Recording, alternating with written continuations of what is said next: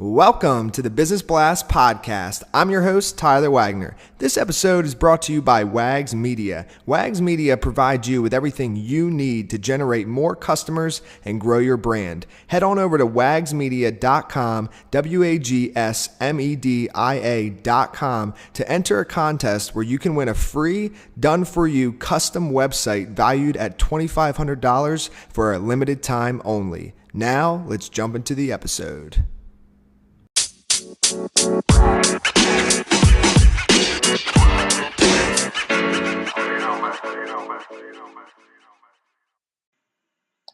All right, everyone. Welcome back to another episode of the Business Blast Podcast. I'm your host, Tyler Wagner. Today I have Thomas Phillips with us.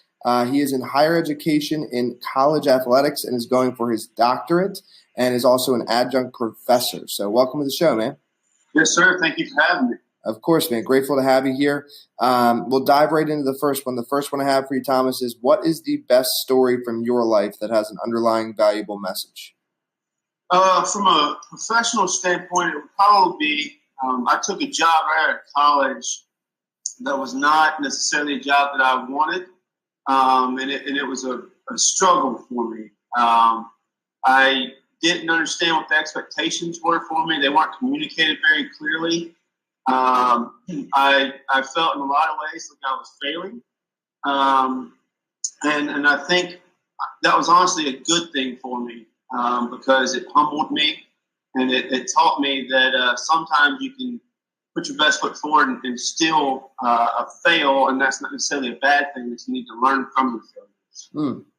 And what is the most valuable piece of information we should know that's within your expertise or industry?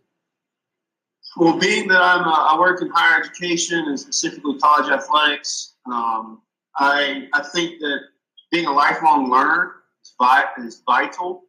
Not necessarily just from obviously being in higher education. They encourage you to get as many degrees as possible, but having a passion for learning, I think, really takes you to the next step, no matter what your specific title is.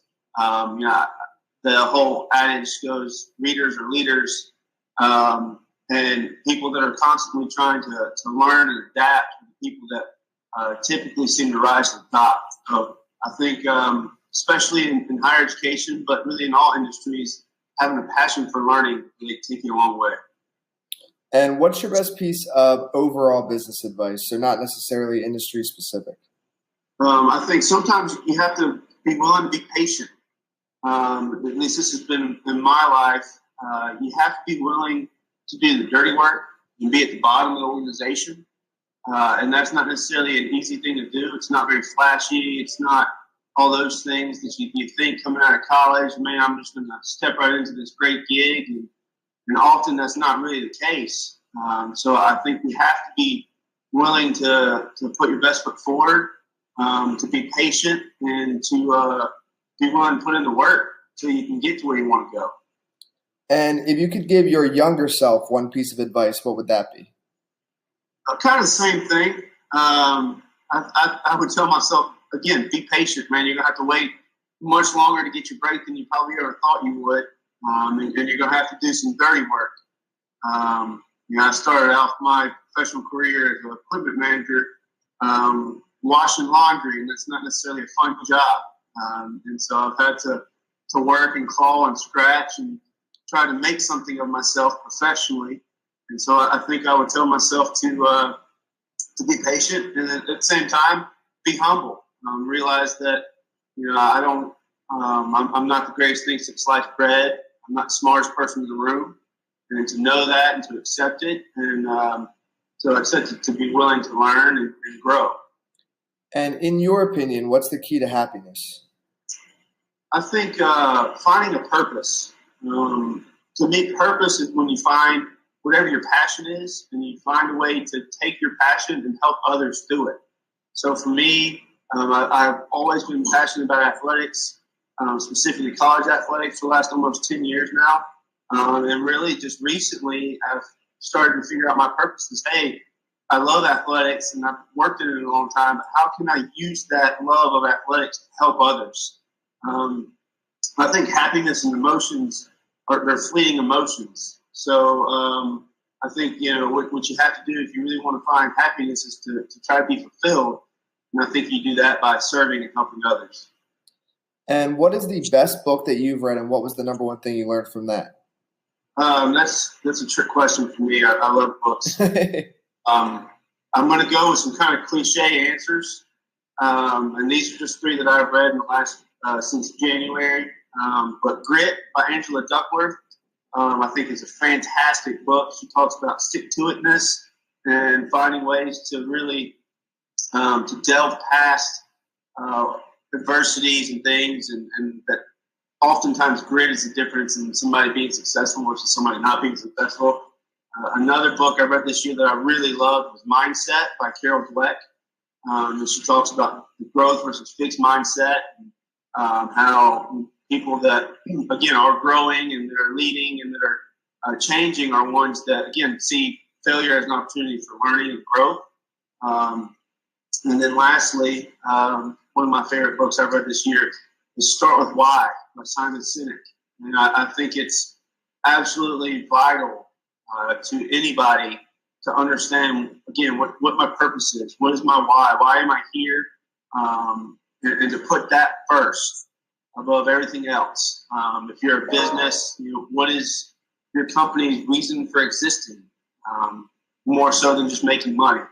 And so the golden circle, so start with your why, and my why is this, and how do I do that? And lastly, this is the product that we provide. So those were three that I really loved this year.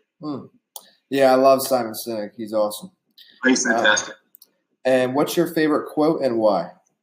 I have this one written down because I can't memorize it. But one of my favorite, or really my favorite president ever is Teddy Roosevelt. He's a man's man, and he's a scholar, and the dude did anything and everything. But I love his little excerpt from the Man in the Arena speech, which says, "It is not the critic who counts, not the man who points out how the strong man stumbles, or where the doer of deeds could have done them better.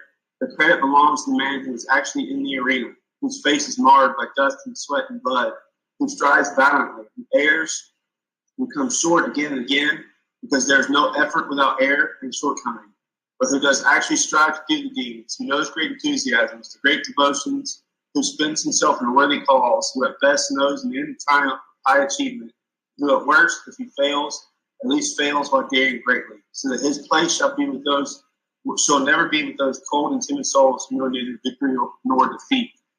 I love that quote because I think it reminds us that, hey, sometimes you have to be willing to fail. You have to be willing to try. My high school football coach used to tell us, if you're going to make a mistake, make it at 120 miles an hour. And that's something that I've tried to live my life by.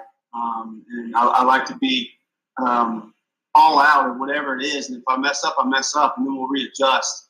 But I think that often, especially in the social media climate, we let the critics speak louder. But I think there's a lot to be said for those that are actually in the arena, getting dirty, who are doing whatever it is, not necessarily the armchair quarterback, so to speak. Dude, thank you so much for coming on. The last question I have for you before we let you go is, where is the best place for people to find you online? Yeah, you can look me up on LinkedIn. And then probably the other best place would be my Twitter. My handle is @TLPhillips71290. And you can find me either of those places. Perfect, man. Have a great rest of your day. Yes, sir. You too. Thank you. The podcast you just heard was published with Anchor. Got something you want to say to the creator of this show? Send them a voice message using the Anchor app, free for iOS and Android.